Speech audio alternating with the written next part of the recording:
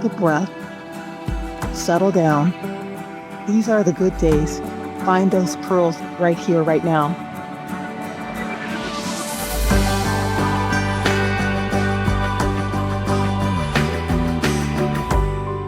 Welcome to Resonate, Conversations and Life Lessons from Rancho La Puerta. I'm your host, Barry. I've been at the ranch for over 20 years, and I truly believe this is a special place. It's hard to put it into words until you've been here. It's not a single thing. It's a synergy of many different things that all come together at the same time. Guests often tell me that visiting the ranch is like coming home. We feel like our staff and our guests are part of our family, our chosen family. Guests look forward to seeing not only each other, but also our staff each year. We have a generational staff. For example, a few of our staff are third generation here at the ranch. Their grandparents worked here, their parents worked here, and now they work here. My guest today is one of these beloved staff. Her name is Connie Bennett, and she's been here over 30 years. She's one of our fitness professionals. I know you're going to enjoy getting to know her, and if you already know her, learning a little more about her.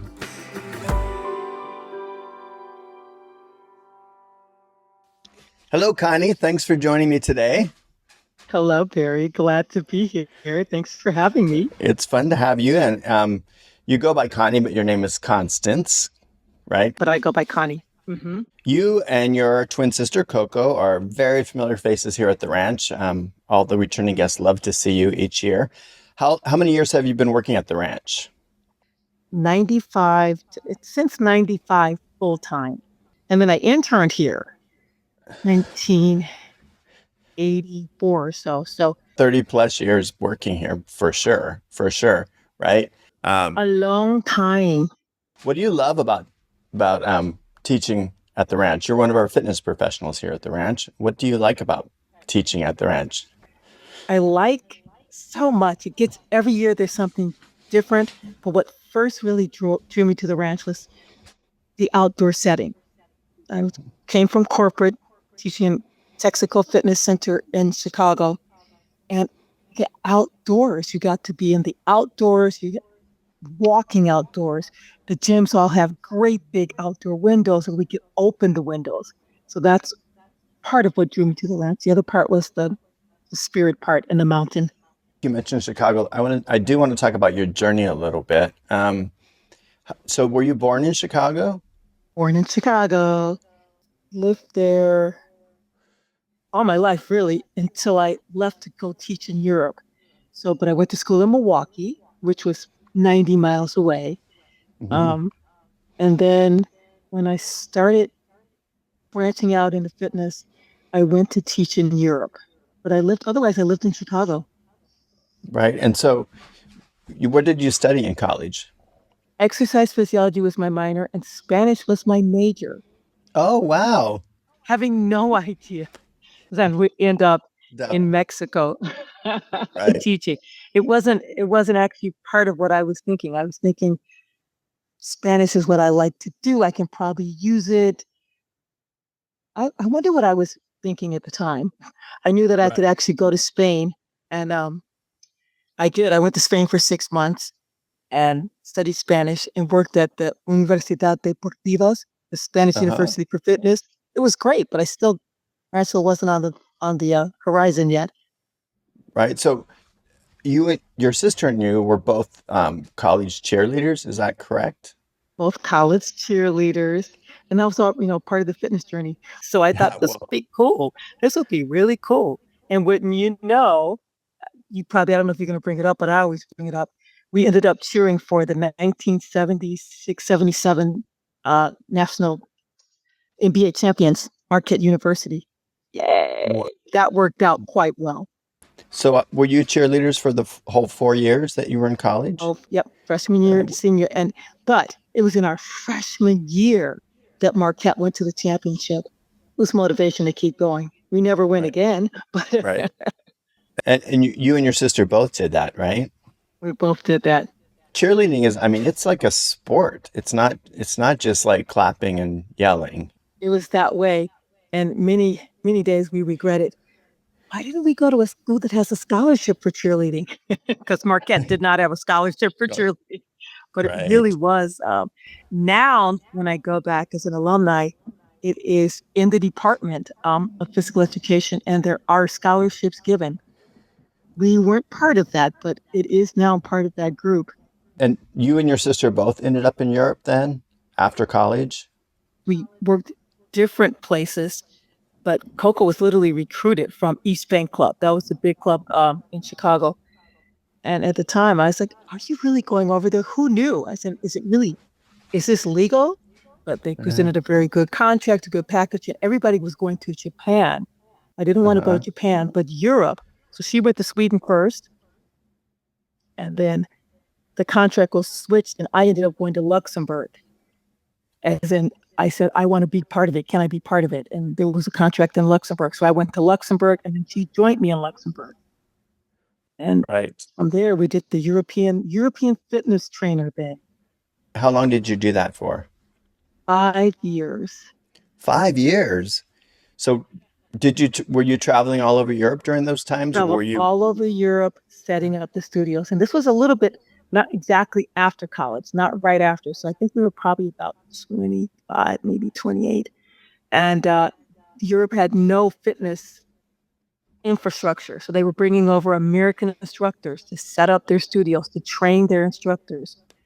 And we got in right at that time. And it was a great time for fitness, for being able to travel Europe as a fitness super. They call us, here come the superstars.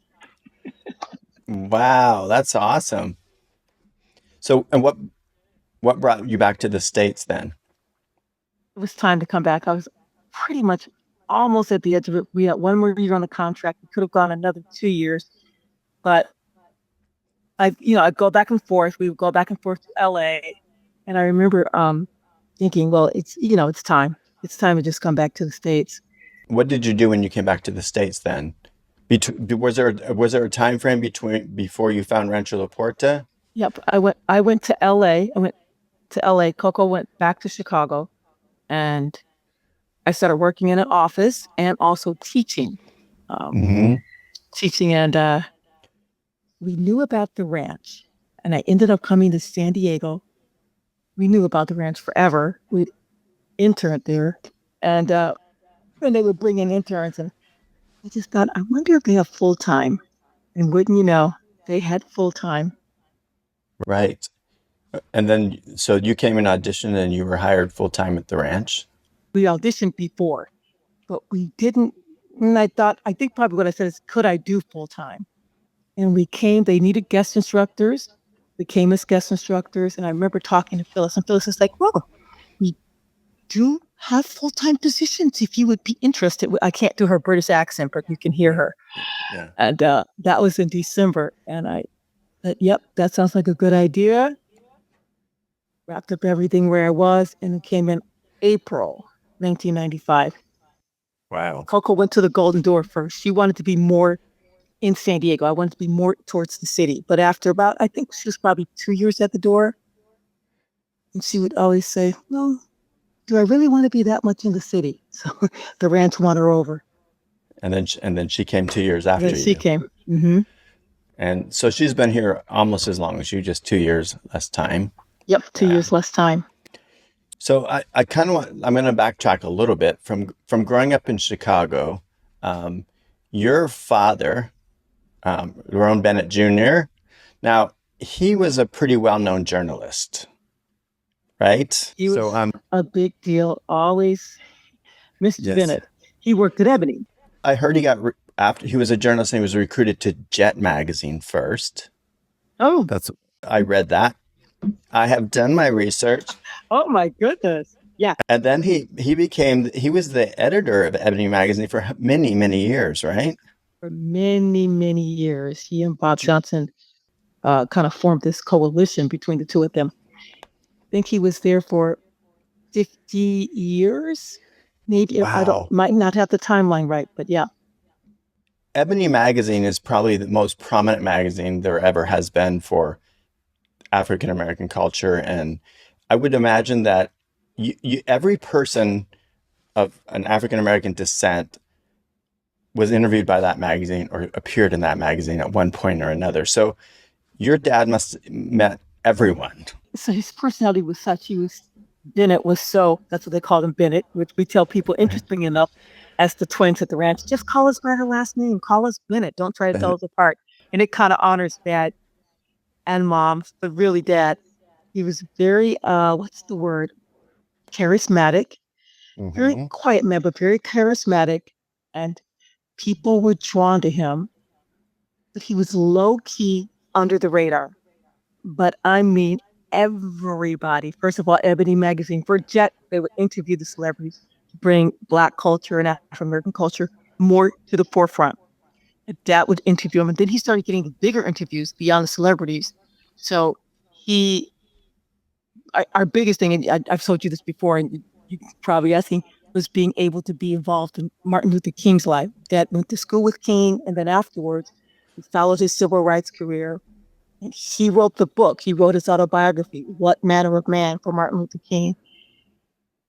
And I mean, that was huge. It was huge. And I even knew it at the time. Some things you don't know at the time, but even at the time, 6, 7, 8, 9, 10, we were like, wow, that is so impressive. Yeah. So I know that in your living room, there's a huge blow-up picture of you and your sister with Martin Luther King. So do you remember Martin Luther King? Yep. And the picture you're remembering even more, there's a smaller one with us when we met King. That was a small time. It's a huge picture of Dad and King together. It's huge. Yeah. I remember him. We met him as the kids. He was lovely to us, but it was a quick meeting. So that's what I remember. The person that we called Uncle, though, was Sammy Davis Jr. And a lot of people don't remember Sammy Davis Jr., but I do remember him, of course. I know. Yeah. And he was at our house every time he came to town. Mom would put together a great big event in our kitchen. He would come and he would dance with us. I think I got dancing because I love dance. That's one of my favorite things to teach at the ranch.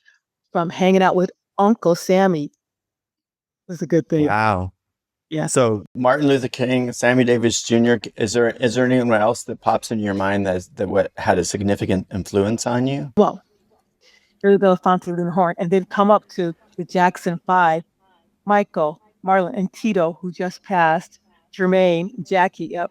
We met them in the lobby. I remember they were there for something, and Dad called Mom and said, "Bring the girls down." And my brother said, "What about me? What about me?" Wow. Yeah. Mom got us in the car, rushed us all down to the Ebony building, and they were coming down with my dad, right? Mm-hmm. And he says, "Oh, those are my kids. Would you like tomato?" We were like, trying not to be starstruck. It was a good thing. That was fun. I enjoyed that. That is pretty amazing. What did your mom do? She was a journalist too. She met Dad at Ebony. Mom was a journalist. Mm-hmm. She had covered lifestyle, civil rights, and Mom covered human. I can't remember what it was called. I'd have to go look at it. And also civil rights. Right. And that's where they met. And then after that, she went into homemaking, which you have in front of you now. Yes, she did a good job.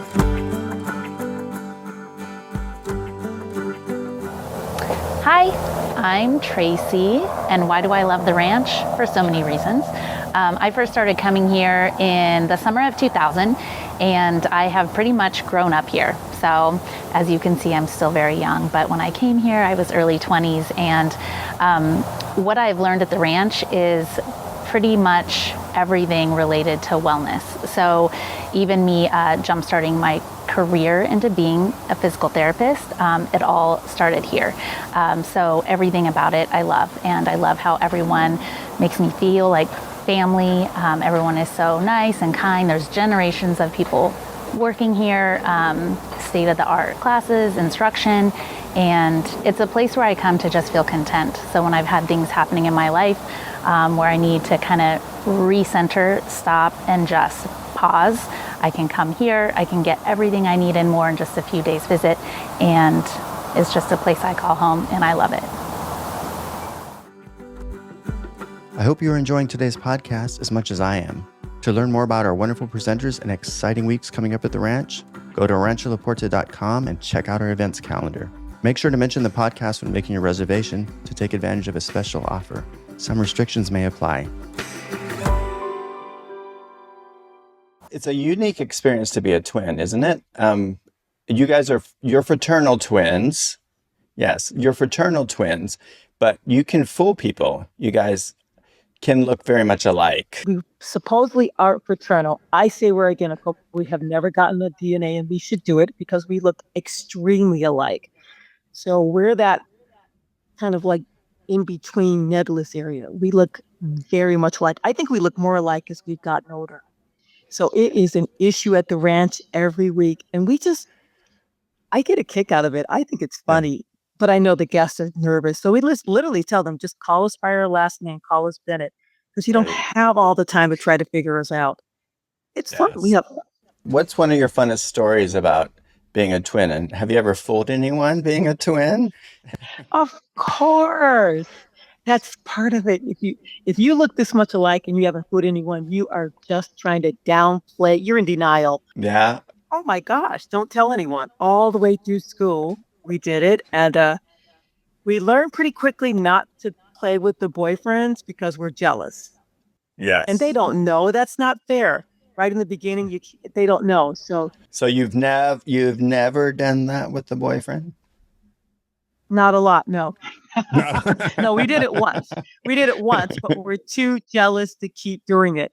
Or at least I am. Coco and Coco, we're just too jealous. We're like, it didn't work. So, but school all the time. Of course, we look this much like. And here at the ranch, we could probably get away with it. You say you know us apart. I don't know if I believe you. Yes, I always know you apart. Well, your personalities are different, and I think that's what I definitely pick up on that. Now, have you or your sister? There's no little Connie and Cocos running around, are there? Not that we know of. No. You were both married? This is a twin thing, and I used to say it's not, but it is a twin thing. The more I study twins, that kind of synchronicity. My husband's name was Terrence. Coco's fiance's name was Terrence. Spelled the same way, spelled the British way. That's a ooey moment. Really strange. Really strange. Was she engaged at the same time you were married? I got married, and then she was dating Terrence the same time. They came to the wedding, and then they got engaged a little bit after. Yeah. Wow. Now, and my husband was lovely. He's passed on since. Interesting enough. Bless his heart. Yep. And Coco just didn't follow through with the marriage. I guess perhaps she saw what it was about, but no. Yeah. How long were you married? 3 years, I believe. Yeah. Is it a conscious decision not to have children? Yep, it is. I have dogs. And the joke is people say, do you have kids? And I say, I have 4-legged kids. And people will laugh and say, 4 kids, to which I laugh harder and say, 4 legs. Right. Yeah, I know. I never felt the calling to have children. And my mother would always say, when am I having children? And we say, you have grand dogs. Yeah. So, but I think it's a beautiful thing. The world certainly needs children. And to everybody who has kids, I say, thank you for your service. Thank you, Barry. Thank you for your, because we need kids in the world. Yeah. Yeah. No. Yeah, we do. To a certain extent. I'll just say that. So what brings you joy these days? The doggies. Love training the dogs and finding the dogs we rescue and also train the dogs. Seeing them go from just ridiculously, some of the shelter dogs are really abused, to finding a home and then the dogs we train from being not in service to in service and helping people with their anxiety, helping kids with autism find a place in the world. That's really great. That brings me joy. And then also still be able, I just hiked the mountain this morning, still being able to get out in the fresh air and hike the mountain. I am so impressed. Fitness works. I guess, is it a personal question to ask how old you are? It is a personal question, but would you mind answering it? I love answering it. Thanks for asking. I'm 66. Yep. And I love that. I notice aging happens. I notice it more the older I get. But the destruction of aging, that's not part of the equation. If you're able to get yourself up and move, movement Mhm. is the answer to that. There's a destructive part of aging that can really take you down if you stop moving. So I would call myself the role model, but Deborah's really the role model.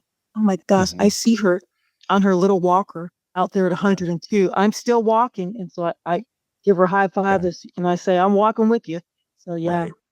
So besides movement, I mean, people are shocked and amazed at your age. I mean, I'm shocked and amazed at your age. I mean, your skin's amazing. You're so fit. What are there some other things that you contribute besides movement? Well, movement starts it, but and what I've learned more and what we give here at the ranch, I have to say it, and I've gotten it at the ranch, is that what do we call it? The inner fitness part. Hmm. Um, there's a movement I used to follow. There's a book by, I think he started the slow living. Hmm. I'd have to go look him up. But lately I've been watching internet for the slow living where you slow down and you slow down to get more. So instead of being completely active every day, producing, producing, producing, you have moments of pause that allow you to be even more productive. So instead of this list of to do, there's a list of when do I break? When do I pause? When do I Hmm. rest? And the ranch, even though people are running from being to being, they all say, I actually slowed down here. I had a chance to just sit and guilt free. I can just sit Yeah. guilt free and daydream. And Yeah. that's been helpful. I was going to say that you and your sister both value sleep a lot. How many hours of sleep do you think you get on a daily basis? I work on, and it shocks people. I need to be in bed by 9, so I shut it down at 8 o'clock. 8 o'clock, let's turn everything off so I can get to bed and if I can, usually now lately, sometimes I don't go right to sleep at 9 because I'm looking at my phone. So Hmm. I try to get to bed if I can get to bed by, which is really early, 8:30. But then I have time to, and then Right. turn everything off and be sleep by 9, so I can get in 8 hours. You And then I try to also, nap in the daytime. yeah. How long a nap do you take? 15 to 30 minutes. 30 minutes Yeah, is that's good. yeah. I've heard that. Yeah, more than 30 might makes you. I guess more than 30 can make you really drowsy. For me, 15, I wake up and I'm still not. So probably 25 to 30. Yeah. Do Now you you nap? also. I do because I get up at 4:30 every morning. So I just lay down for like 20 minutes in the afternoon and it saves the rest of my day. But there's another thing that comes across talking to you is that you seem like an optimistic person and you seem like you don't let life get you down. Is that true? I try to be optimistic. I used to joke, and it's not a joke. Every year for Halloween, I would want to be Pollyanna. Pollyanna, that character is, she's kind of like in a dream world, but she's always really positive. Pollyanna has Hmm. been challenged since COVID. Pollyanna has been really Yeah. challenged. So I have to work harder at it and Right. saying, it's going to Right. work out. Things are not Yeah. always perfect. We know. Mm-mm. And Hmm. then, the older you get, every time you go to the doctor, there's, okay, how's my blood pressure? So No, when I go to the doctor, I love now I get this. Well, you're really good for your age. I know, I know. I'm like, okay. How old do you think I am? 100? Let me try to stay positive. Yeah. So here's another question. In your lifetime, can you think of any advice that you've gotten from someone that has made a significant difference that has really stuck with you? Oh, yes, in a nutshell, because I am a worrywart and I'm a nervous Nelly. And I think it was my mom, interestingly enough, but Hmm. I've heard it repeated over and over. And I Hmm. think when my mom said it, I always said, "You don't know my life. That's not going to work." And I think the nutshell of what she said was, "Where you are right now is great, and so enjoy it. It's not all horrible. Take a moment, enjoy it, because when you look back at where you are now in 3 years, this will have been heaven. This was Yeah. heaven." And I always be trying, this is, but when I get so and so place, things are going to be better when I'm this. I always used to say to mom, oh, I can't wait till I'm 20. And she said, but at 16, when you look back at this was the good times. These are the days of your lives. So it set me on the path of saying, even though I'm upset now, this is good right now. Let's enjoy it. Let's see what the good is here. Because I will Right. look back on it and go, God, I remember when. And I thought everything was horrible then. But Right. to me, that advice, and so when I start spinning out, I take a breath and go, you are spinning out. Take a breath, settle down. These are the good days. Find those pearls right here, right now. Right. It sounds like your mom was telling you in a way to stay in the present, to be in the present moment, because the present moment is what we have, and to find something to be grateful for in the present moment, right? Because, Exactly. 100%. this is probably a big question, but do you have an overall life philosophy? The Connie Bennett life philosophy? Connie Bennett life philosophy. Drink your water, Mm, take your how much? naps. The water, naps, both good. Don't get married. Don't have kids. If you can get a dog, get a dog. Or any pets. Or any pet. Cats work. Yes, they do. Yes. I do believe that pets really help soothe the soul. Some people Yes. aren't into pets. I know that, but for me, that's pretty much it. I think I have a thing on my that says to calm down and walk the dog, calm down and pet Hmm. the cat. Hmm. Right. What is your absolute favorite thing to teach at the ranch? Two things. Hip hop. I love dance. Thank you, Uncle Sammy. So I love Mm-hmm. teaching hip hop and then anything with strength training, Right. like throwing the weights around. You might be teaching cycling hip hop today or something like that, right? Yeah. Yep, psycho hip hop. That's so cool. All right. Well, thank you for spending this time with me today. It's been delightful. It's Been so nice to great. be asked about what makes the ranch like a special place to be and to be asked about, just to be asked. Thanks a lot, Gary. Appreciate it. No, of course. And I mean, people, at the ranch, we have a 60% return rate, and our guests become like family, and our instructors become like family. And I think, even though guests know you, they don't really get to know you. And I think they're going to love to hear more about you and where you came from and how you got to be the Connie Bennett that you are today. So thank you for sharing with us. We really You're appreciate very it. welcome.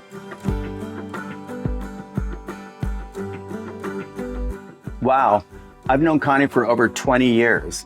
In fact, I live right next door to her and her sister. Yet in today's conversation, I learned some new things about her.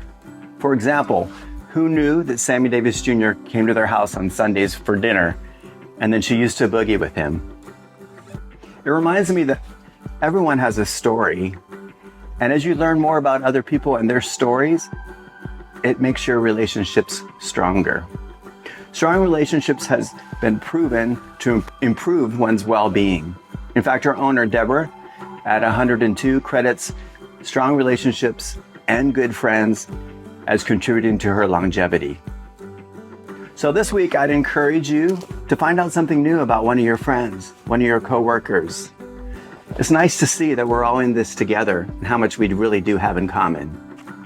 Until next time, this is Barry wishing you health and the joy that others bring into our lives.